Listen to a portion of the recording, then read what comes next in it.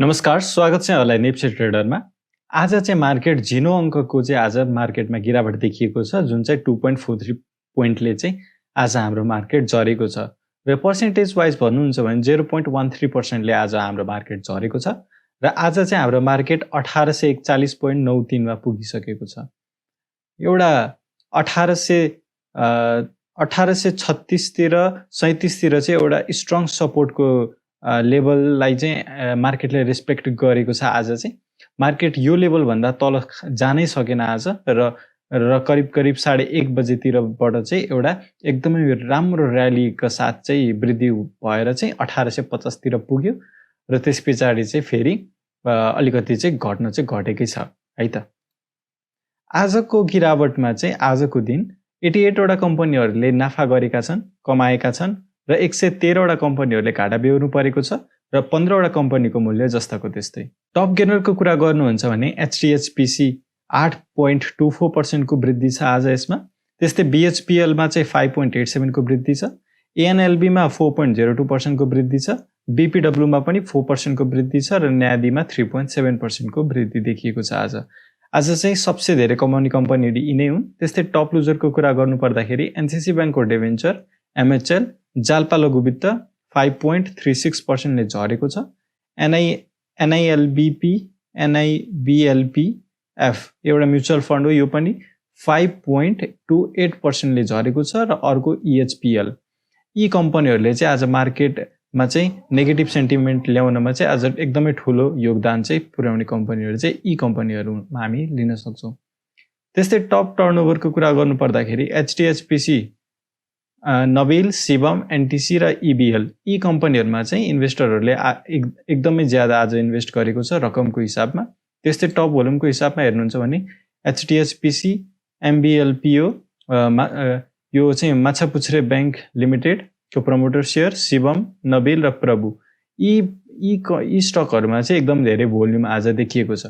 त्यस्तै टप ट्रान्जेक्सनको कुरा गर्नु पर्दाखेरि HDHPC, मकर, NABIL, SMJC र निफ्रा यी कम्पनीहरूमा चाहिँ किनबेच एकदमै ज्यादा भएको छ ट्रान्जेक्सन। त्यस्तै आजको गिरावटमा चाहिँ कुन सेक्टरको कस्तो योगदान थियो भनेर हेर्नु पर्दाखेरि चाहिँ ब्याङ्किङ इन्डेक्स 0.22% ले झरेको छ। आज ब्याङ्किङ इन्डेक्सहरू औसत नेप्से भन्दा पनि धेरै झरेको छ। त्यस्तै डेभलपमेन्ट ब्याङ्क 0.26% ले झरेको छ। फाइनान्स 0.21% ले बढेको छ। होटल एन्ड टुरिज्म 0.42% ले घटेको छ। हाइड्रो पावर पनि झिनो अङ्कले भए पनि बढ्न सफल भएको छ, 0.09% ले बढेको छ। इन्भेस्टमेन्ट 0.36% ले घटेको छ। लाइफ इन्सुरेन्स 0.110 अथवा 0.1% ले घटेको छ। म्यानुफ्याक्चरिङ 0.6% ले बढेको छ। एकदमै धेरै आजको दिनमा चाहिँ एकदम ज्यादा धेरै बढ्नेमा चाहिँ म्यानुफ्याक्चरिङ एन्ड प्रोसेसिङ रहेको छ। त्यस्तै माइक्रो फाइनेन्स 0.03% ले बढेको छ। म्युचुअल फन्ड 0.43% ले घटेको छ। आज टप लुजरमा पनि म्युचुअल फन्डहरू थिए। त्यस्तै नन लाइफ इन्सुरेन्स बढेको छ 0.36% ले।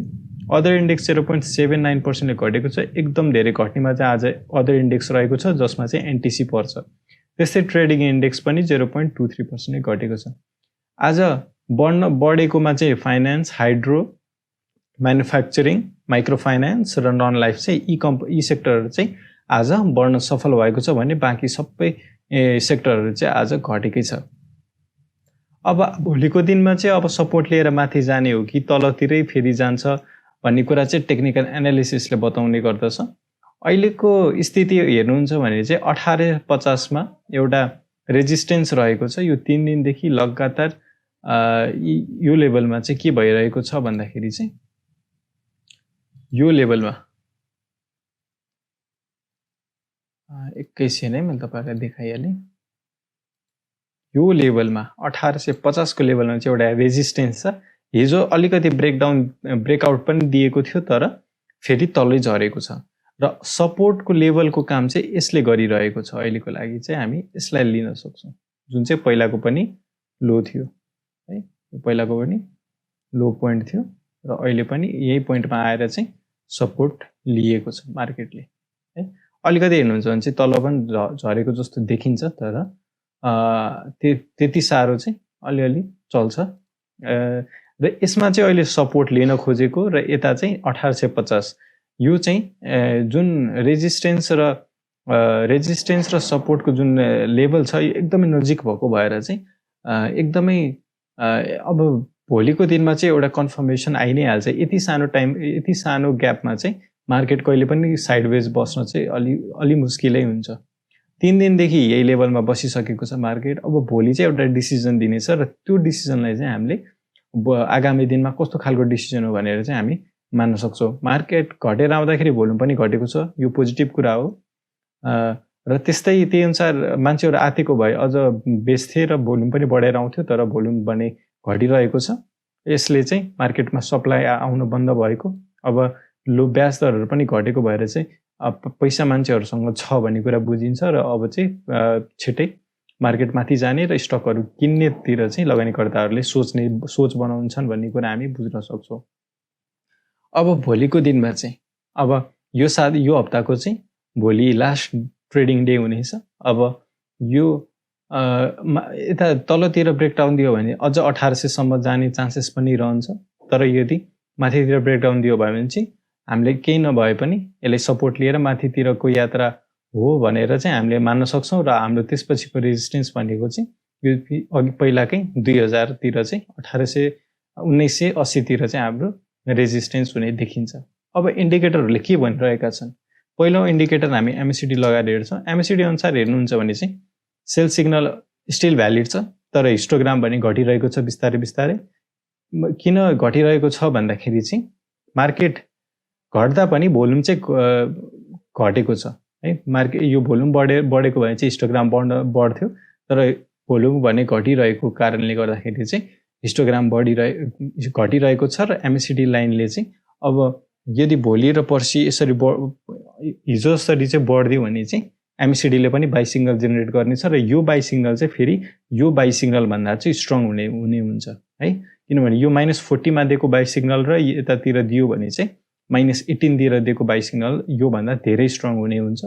त्यसकारण हामीले चाहिँ त्यसरी पनि बुझ्न सक्छौँ। अर्को इन्डिकेटर हामी लगाएर हेर्छौँ आरएसआई अनुसार हेर्नुहुन्छ भने चाहिँ 40 को लेभल अझै पनि यसले कटाइसकेको छैन, अझै अहिले पनि 40 भन्दा मुनि नै छ।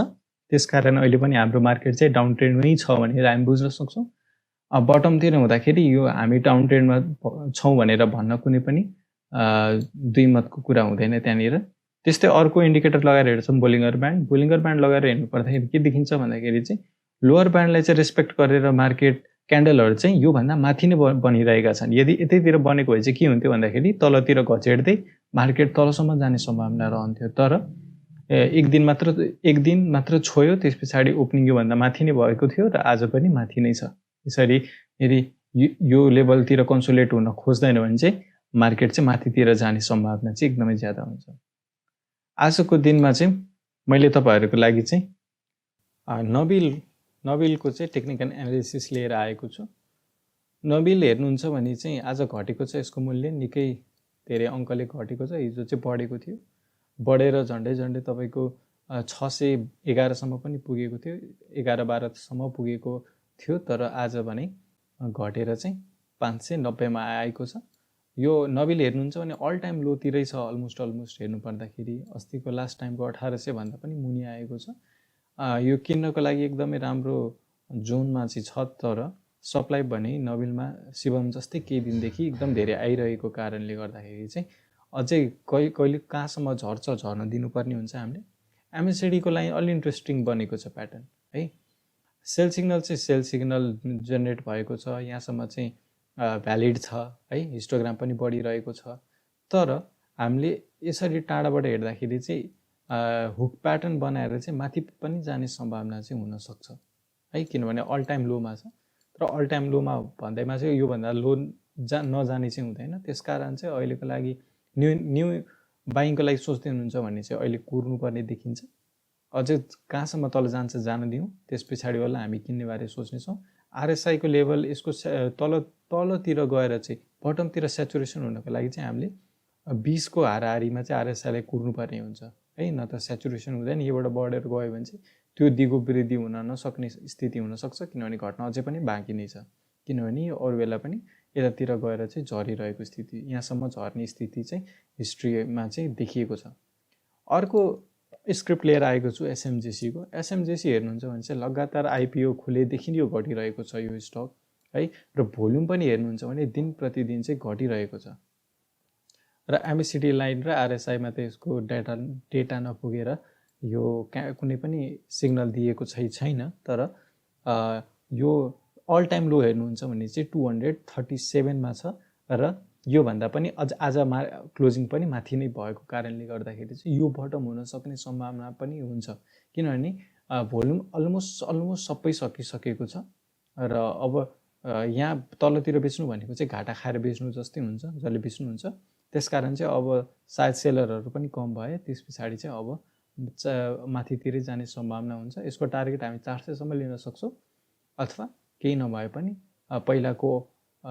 पहिला पुगेको ठाउँ 360 अथवा 65 सम्म पनि जाने चान्सेस पनि रहन्छ। जस्तो आजलाई यति नै। भिडियो कस्तो लाग्यो, राम्रो लागेमा लाइक गरिदिनु होला, केही सर सुझाव छ भने कमेन्ट बताइदिनु होला, र च्यानलमा नयाँ हुनुहुन्छ भने सब्सक्राइब गरिदिनु होला। जस्तो आजलाई यति नै। धन्यवाद।